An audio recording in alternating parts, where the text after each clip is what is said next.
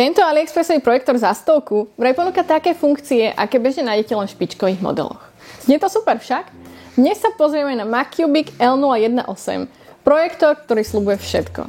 Má natívne Full HD rozlíšenie, zabudovaný Android 11, automatické zaostrenie aj automatickú korekciu lichobežníkového skreslenia.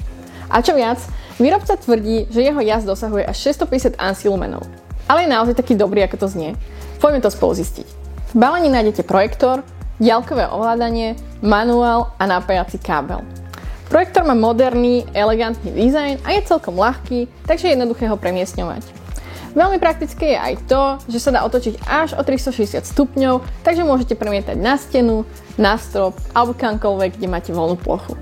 Nastavenie tohoto projektora je úplná hračka, hlavne vďaka automatickému zaostreniu a korekcii lichobežníkového skreslenia.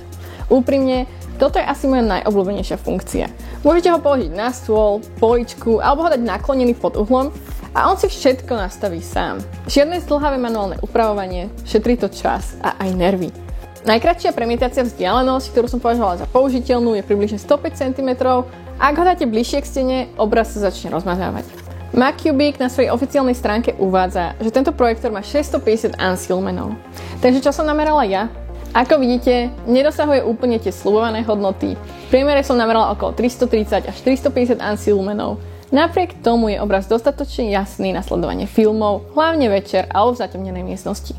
Otestovala som všetky 3 režimy jasu, štandardný, zvýraznený a úsporný a úprimne, aj v tom úspornom režime bol obraz úplne v pohode na sledovanie filmov. Farby sú živé a kontrast je na túto cenovú kategóriu prekvapivo dobrý.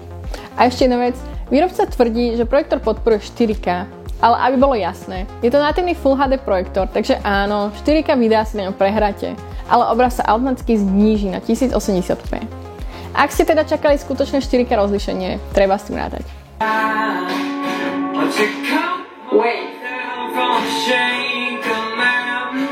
Zabudovaný reproduktor nie je vôbec zlý, je dostatočne hlasný pre malé a stredne veľké miestnosti a ani som nemala pocit, že by som potrebovala externé reproduktory.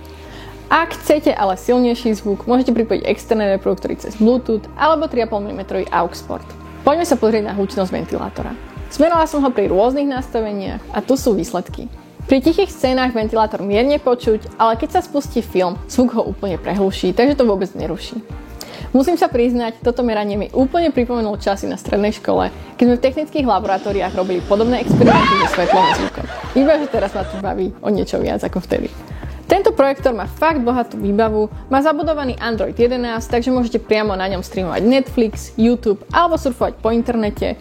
Podporuje Wi-Fi 6, 2.4G a 5G, čo znamená rýchlejšie a stabilnejšie streamovanie, hlavne pri vyššom rozlíšení. A tiež má Bluetooth 5.2, takže si k nemu ľahko pripojíte aj bezdrôtové slúchadlá alebo reproduktory.